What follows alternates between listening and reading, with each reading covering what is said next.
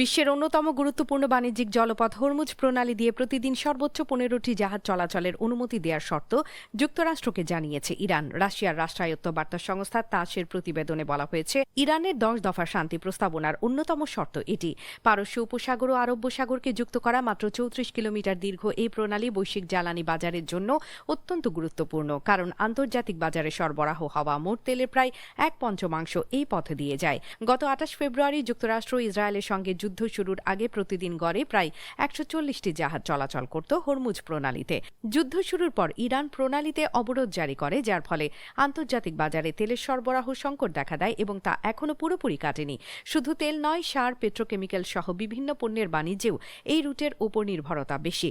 ফলে যুদ্ধের প্রভাব এসব বাজারেও অস্থিতিশীলতা তৈরি করেছে। যুক্তরাষ্ট্র ও ইরান ৭ এপ্রিল থেকে ১৪ দিনের যুদ্ধবিরতিতে সম্মত হয়েছে। এই সময়সীমায় পাকিস্তানের রাজধানী ইসলামাবাদে যুক্তরাষ্ট্রের ১৫ দফা প্রস্তাব ও ইরানের ১০ দফা প্রস্তাব নিয়ে দুই দেশের প্রতিনিধিরা আলোচনায় বসবেন। তাসের প্রতিবেদনে বলা হয়েছে, যুদ্ধবিরতির অংশ হিসেবে ইরান দিনে সর্বোচ্চ ১৫টি জাহাজ চলাচলের অনুমতি দিতে রাজি হয়েছে। তবে প্রতিটি জাহাজের গতিবিধি, ইরানের অনুমতি ও নির্দিষ্ট নিয়ম মেনে চলতে হবে। এসব জাহাজের চলাচল পর্যবেক্ষণ করবে ইরানের রেভলিউশনারি গার্ড IRGC।